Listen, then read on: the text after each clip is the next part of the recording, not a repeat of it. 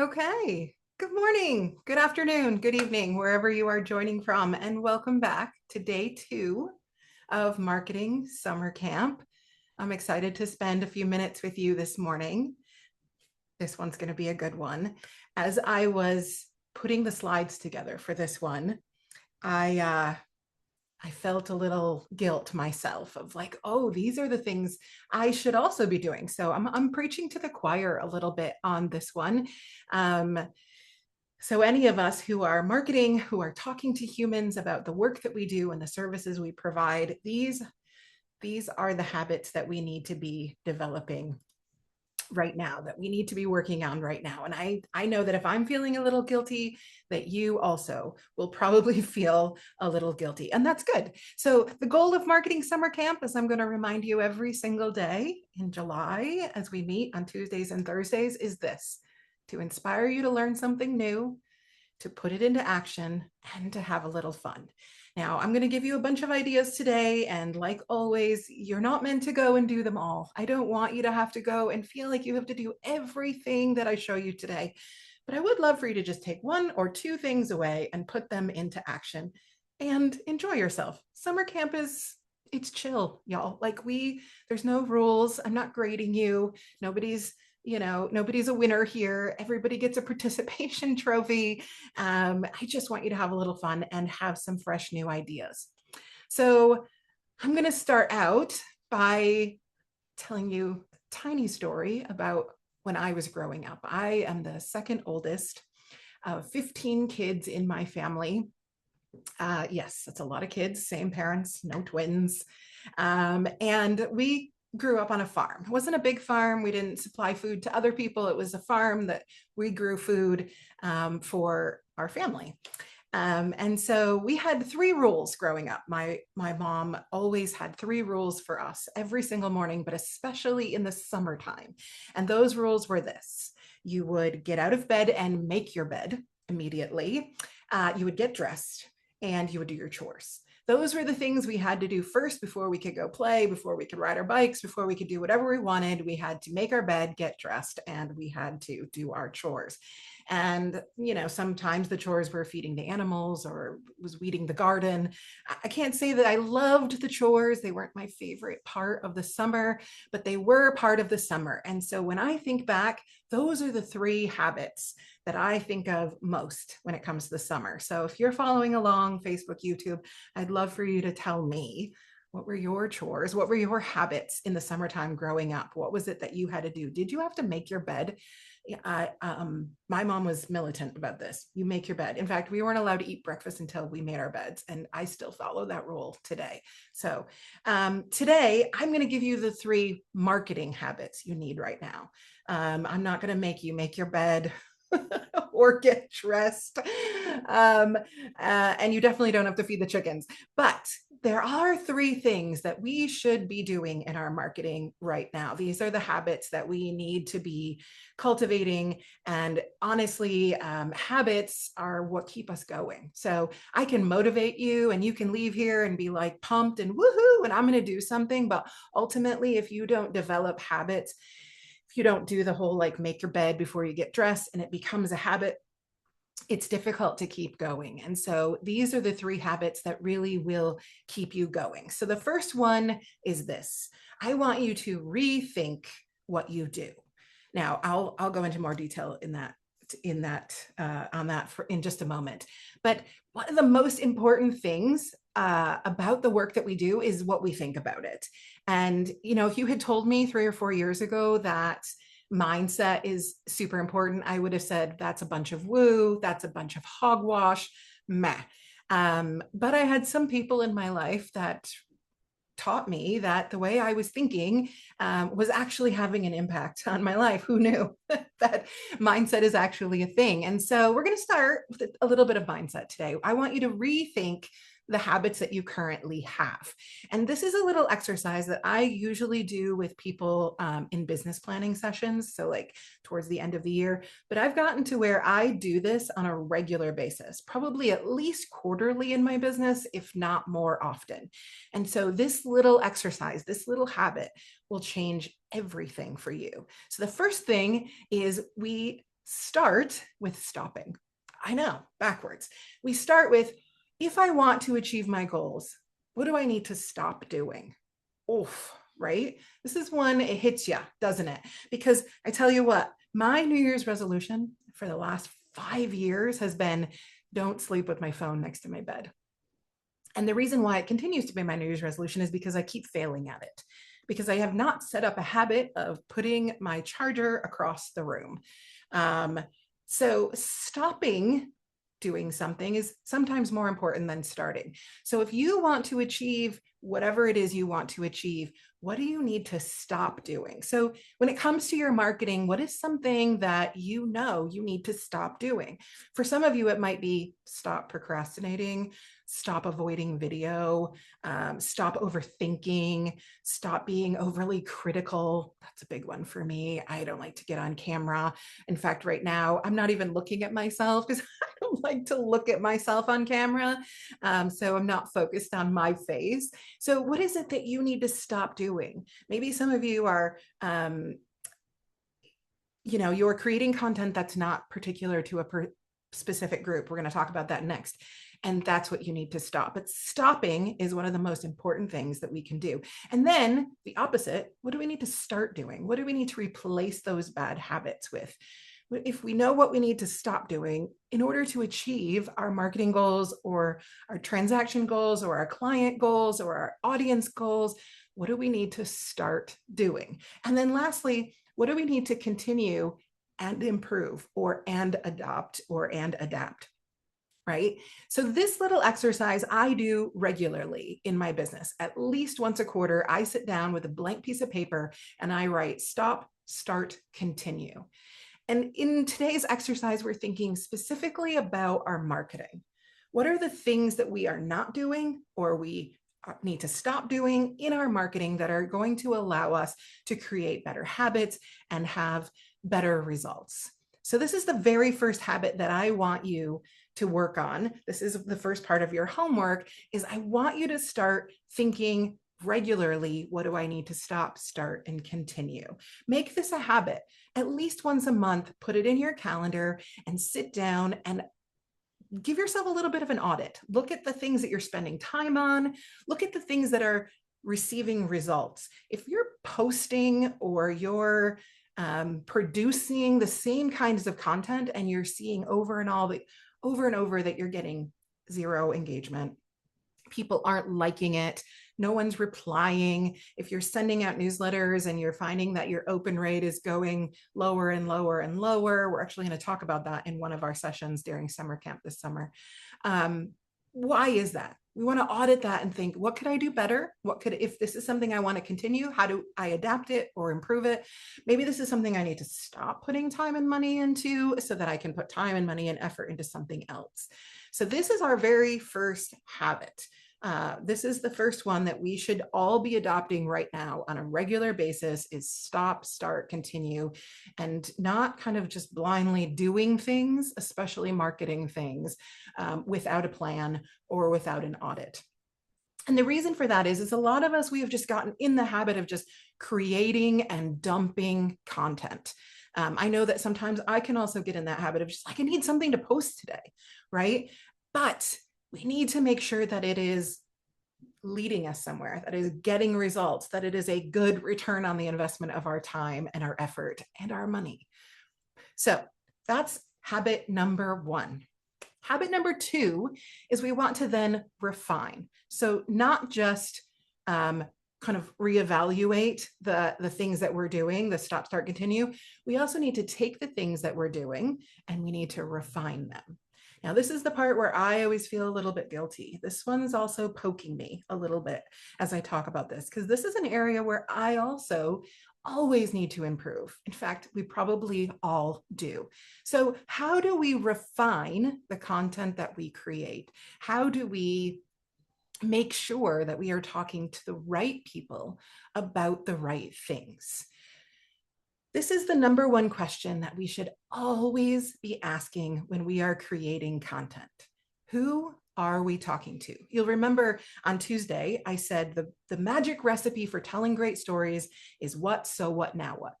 But it's really difficult to tell a great story using what, so what, now what, if you don't know who you're talking to?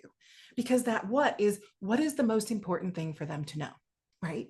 So if you don't know who you're talking to, you can't even answer that question. So who are you talking to? Now, again, this is challenging because a lot of us, we just want to talk to everybody, right? I'll work with anybody. I'm happy if anybody clicks like. And that's not necessarily how great marketing works, unfortunately. It's not necessarily just a cast the net wider and hope. What we need to do is know who we're talking to and what they need most. This is how really great marketing starts. And if you skip this step, you are forever and always going to be spraying and praying or throwing spaghetti against the wall, right? Whatever the saying is, that's where you're going to be stuck if you don't know who you are talking to. What do they need most right now is a lot easier to answer when you know who you are talking to.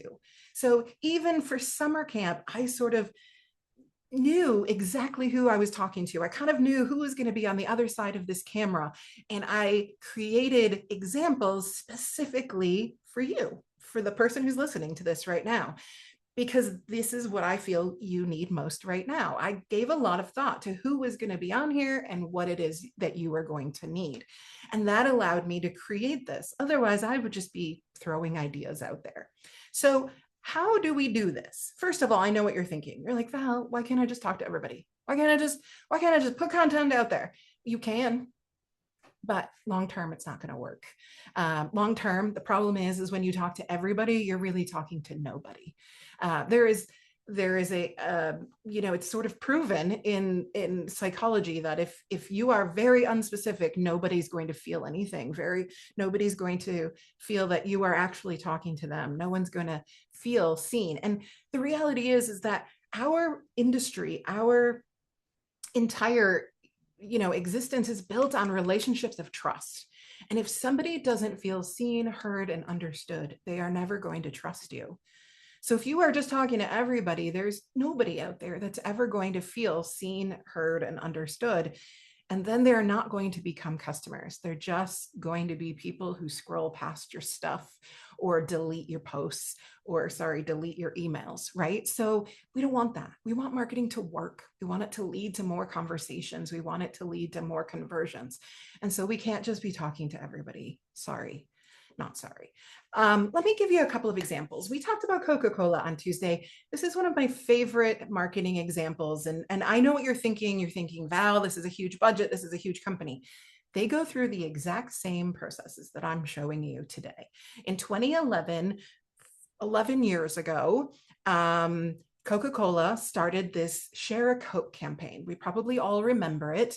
They basically, what they wanted was that they wanted to create this campaign where there were names on Coke bottles and that you were more likely to buy a Coke bottle a can if your name was on it, but also you were more likely to share it with somebody. It became this whole thing.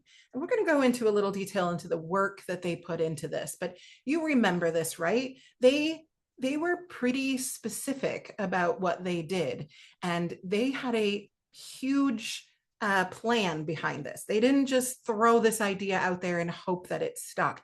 They were very specific in what they did. And I'm going to show you how you can be that specific. And I'm going to do that today by showing you an actual case study of a client that I worked with a couple years ago. So a couple of years ago, I worked with this lovely woman. Her name is Anne, and we worked through how she could create marketing that specifically targets certain people. And she happens to live in the great state of Iowa. And we really leaned into that whole Iowa theme in her marketing campaign. So I'm going to walk you through the work that we actually did so you can see how you can do this in your business, but also you can see how Coca-Cola does this in their business. So this is where we started. Anne and I sat down and we said, who are you talking to? who is your audience?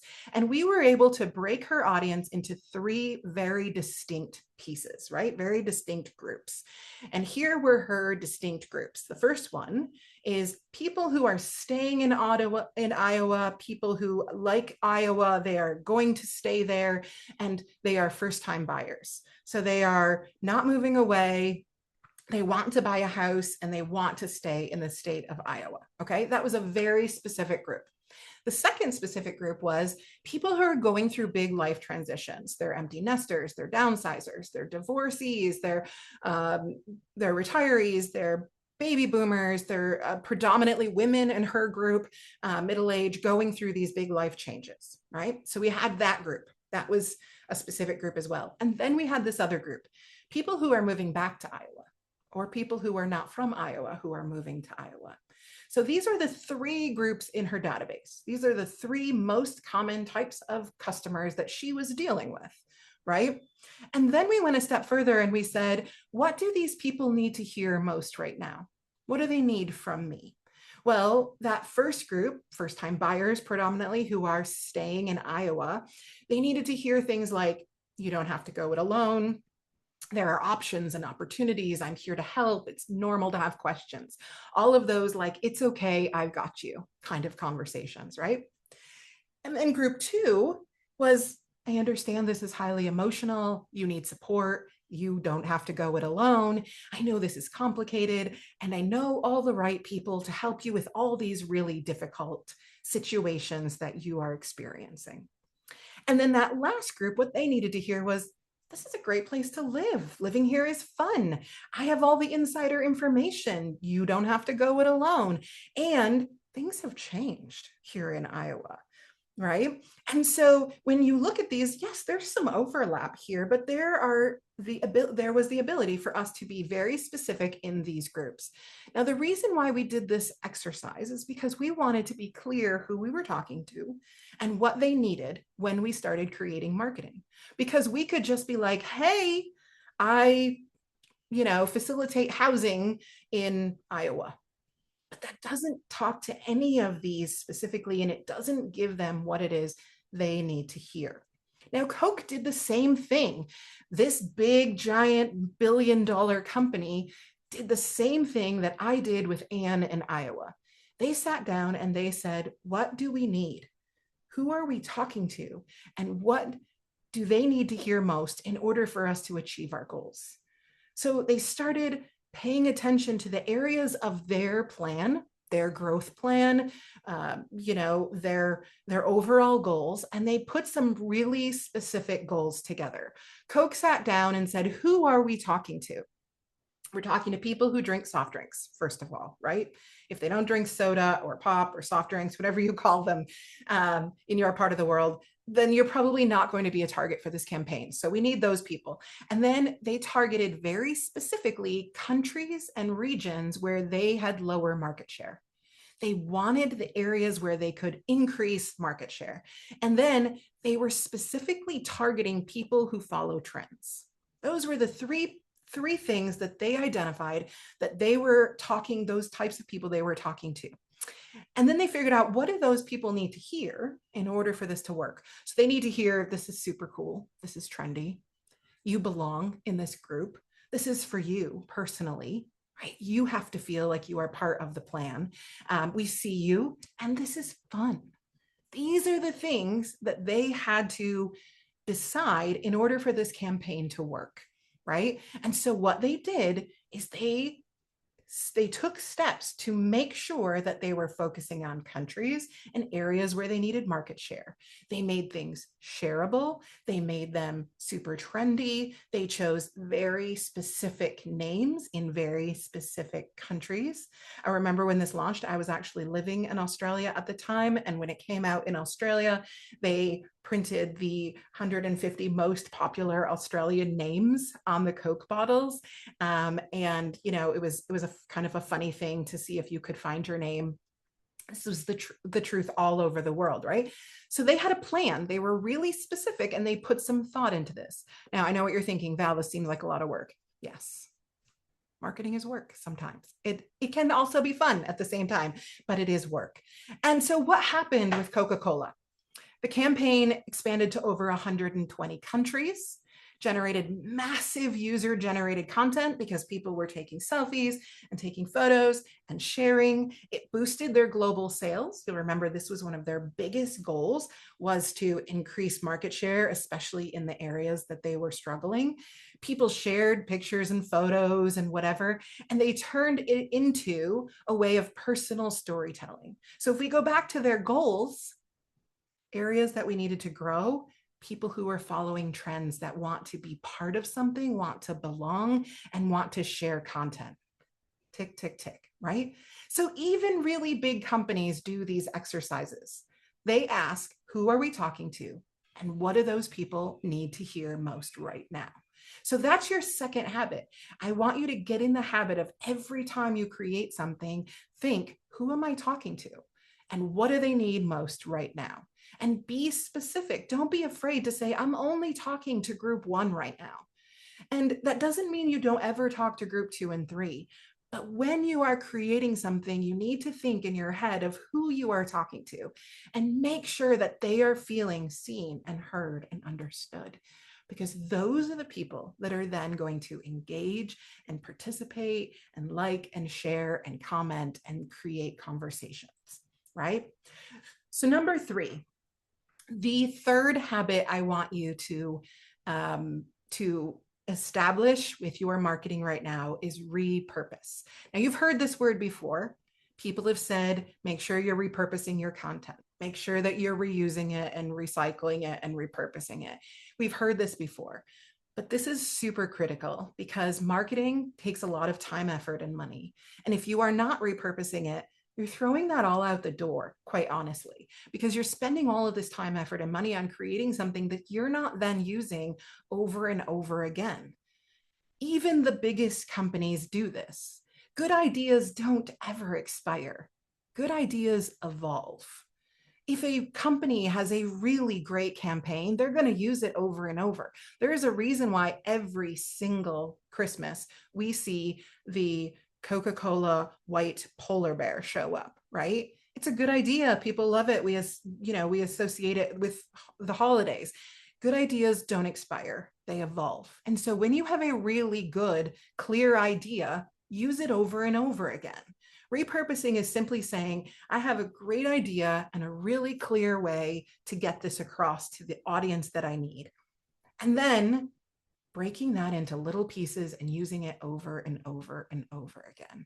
If you are not doing this, again, you're wasting time and money and effort because you're creating something great and you're throwing it out there. And then you think, oh, I can't use that again because I've already done it. It's like wearing an outfit once and never wearing it again. Well, most of the world didn't see you in that outfit, and most of the people did not read your thing.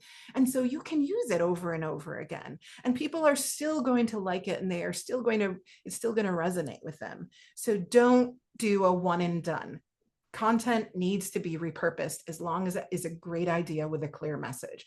So here we are, Coca-Cola Share a Coke campaign again. 11 years later, last year, they relaunched this campaign. 11 years later, guess who they're talking to now? An entirely different generation. And they, again, put the work in. They decided that they were going to focus on Gen Z this time, the younger people. They know that these people are craving an authentic connection in an increasingly digital world. They wanted to tap into that nostalgia of like, oh, this is old school. They wanted people to feel seen, but they also wanted to revamp it for today's expectations.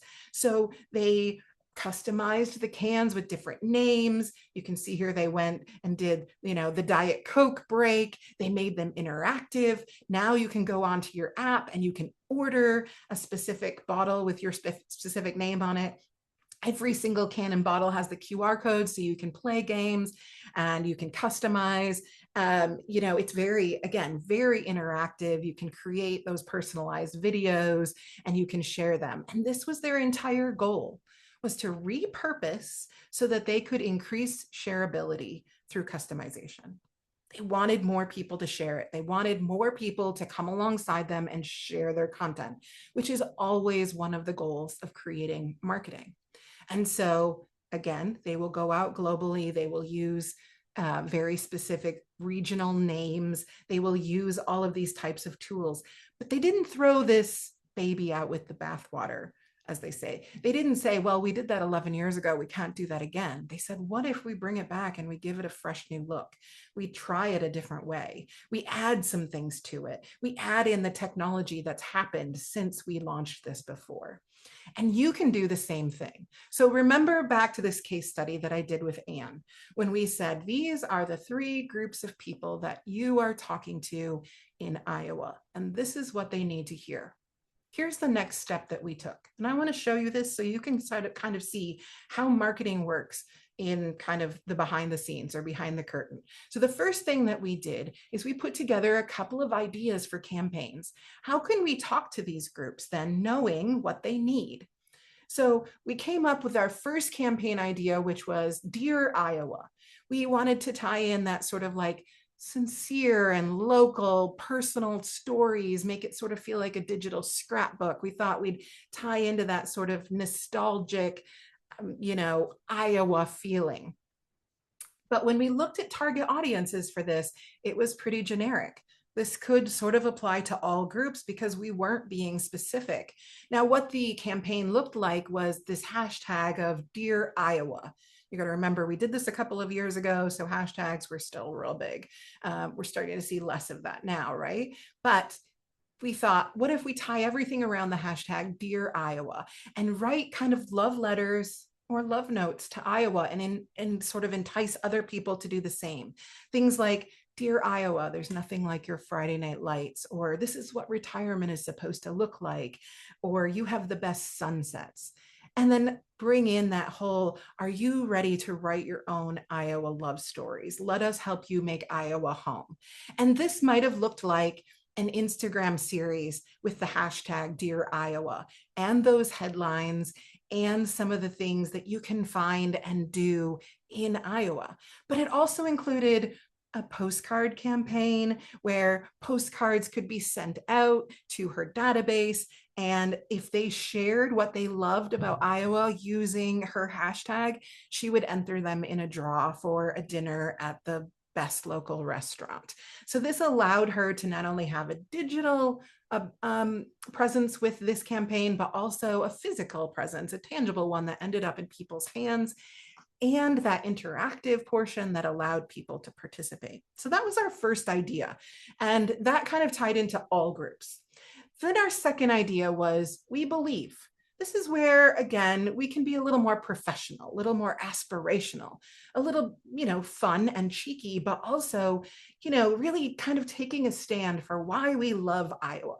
And while this could target all groups, people staying in Iowa, people who are changing, their lives and living in Iowa, and also those people who are moving back and maybe, loving it for the first time, this allows us to sort of like, again, make a statement about what we love about Iowa. So things like, we believe that this is the perfect place to retire. And we believe that the schools are the cornerstone of the future. And we believe that, in the tailgating way of life, one of my favorites, we believe in pork cutlet sandwiches that are big as your head. If you've been to Iowa, you sort of know how that is. And then we follow that up with, we'll make you a believer too. Let us help you make Iowa your home. Now, again, though, this wasn't super specific to one particular group. It did allow us to sort of use the same kind of content in the same ways. We could have some little video clips, reels. We could make an Instagram campaign. We also talked about how this might look in out of doors marketing. So how this might look on bus bench ads or even digital billboards. How we could kind of tie into that whole, we believe, and then also we'll make you a believer too. So these were both kind of aspirational, but also, very local focused. Now, our last campaign looked like this. Iowa Curious. And this is where we started getting a little more specific about who we were talking to. Groups 2 and 3. At this point, we're talking to people who are in Iowa and people who are, and making big changes. And then we are talking to those groups of people who are moving back to Iowa. So those referral clients that we might get are those people that are maybe moving in for schools or jobs and or corporate, situations. And then we could really start to focus on who we're talking to. This one allows us to be really fun and local, and it doesn't ever feel canned. And so we leaned into this hashtag Iowa Curious. It's the best thing about retiring here. You haven't lived until you've seen a butter cow. More covered bridges than other state in the country, home to the squirrel capital of the world. We thought we could lean into things that people don't necessarily know and bring that sort of, fun and charm. And then we really leaned in this one to that statement, there's more to us than meets the eye, with that play on the letter I, right?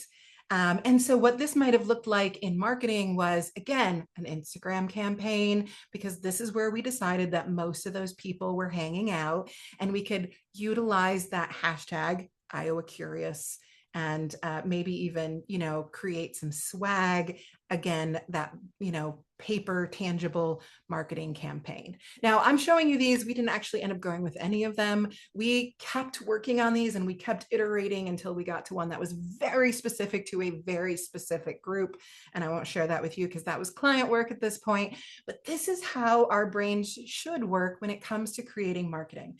And then once we have that great idea with a clear message, and we know who we're talking to, and we know what they need to hear, that's when we start breaking it down into little pieces. That's when we start creating things like video clips and social media posts and memes and lists and audio clips and reels and all the good things that we can create. And you don't have to do all of these, but this is where we start to break it down into pieces. And this is where you repurpose. You have one clear idea and a very specific audience, and then you break it into pieces, right? This is how you repurpose. So rethink, what do you need to stop doing to achieve your goals?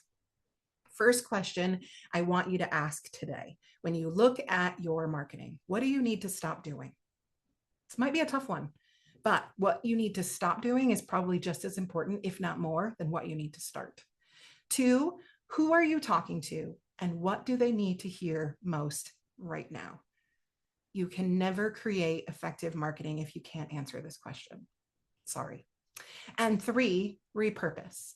Once you have that good idea and that clear message, how many ways can you reuse it? Don't just do it once and put it out there and say, I did it.